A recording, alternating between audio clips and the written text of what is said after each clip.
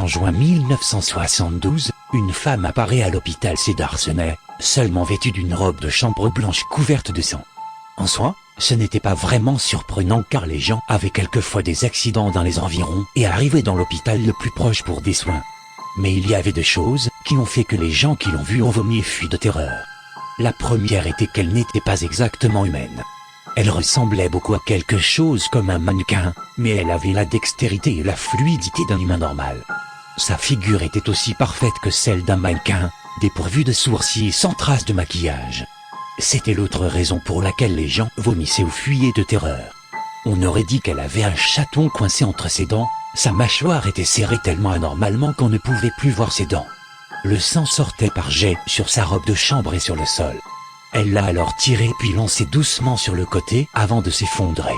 À partir du moment où elle a posé un pied dans l'entrée jusqu'à ce qu'elle soit prise dans une salle de soins et nettoyée avant d'être endormie, elle était totalement calme, sans expression et immobile.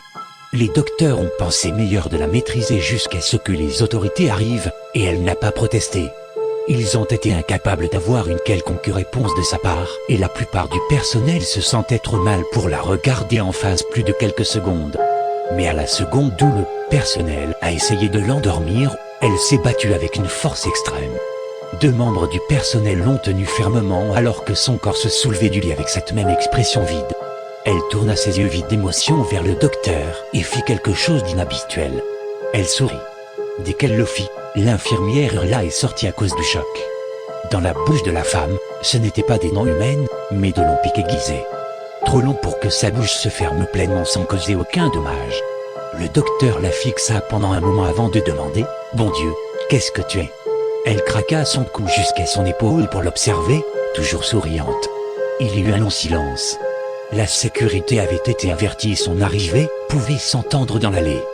Dès qu'elle les entendit, elle se précipita sur lui, enfonçant ses dents dans sa gorge, déchirant sa jugulaire et le laissant tomber sur le sol, le souffle court alors qu'il s'étouffait dans son propre sang.